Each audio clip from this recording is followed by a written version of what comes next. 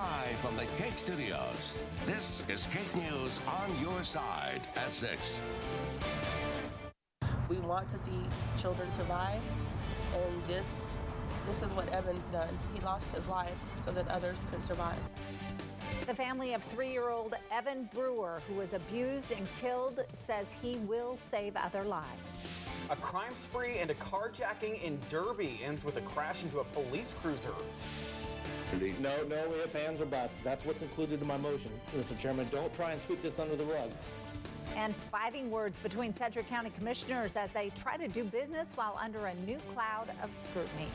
Good evening. Thanks so much for watching. Commissioners met for the very first time since we learned the FBI is looking into those elected representatives. And while it's not the first time there's been controversy in the commission, they minced no words when attacking each other today. Cake's Pilar Pedraza is live from the county courthouse to break down what is exactly happening right now. Pilar?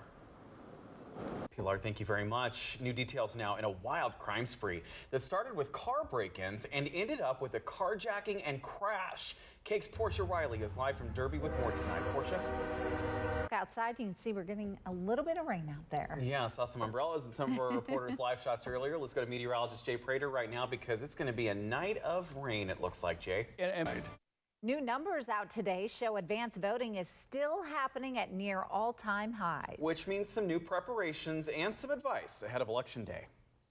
The steady stream of early voters continues as the countdown to the actual Election Day also gets closer. We've always done this. My husband and I did it together for years. Well, I just want to try to beat the crowds and get out early and get my civic duty done. Those crowds haven't formed yet, but the Elections Commissioner suggests making the time so your vote will count. We would recommend that you make your voting plan, and what we mean by that is pick the date and the time you're going to vote, make sure the location where you want to vote, meaning if you're voting early, make sure it's open when you're going to vote.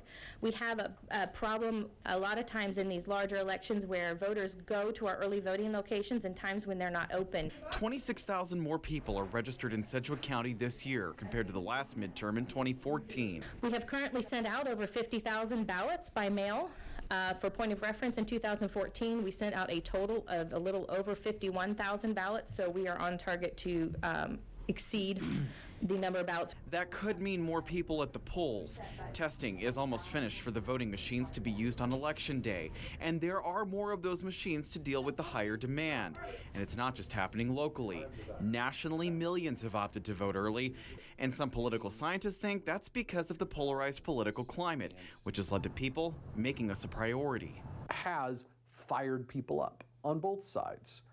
You are going to see a lot of early voting, and you're going to see some very long lines on Election Day. There's a lot of things that are at stake right now.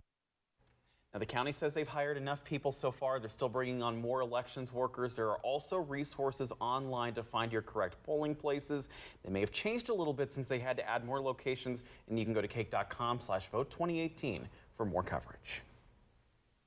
Cake First Alert Forecast Center, so the remote failed. She's over there punching the space bar for me. Well, Jay and Kat, thanks so much. No problem. We'll be right back to sports. Thanks so much for watching. We'll see you back here at 10.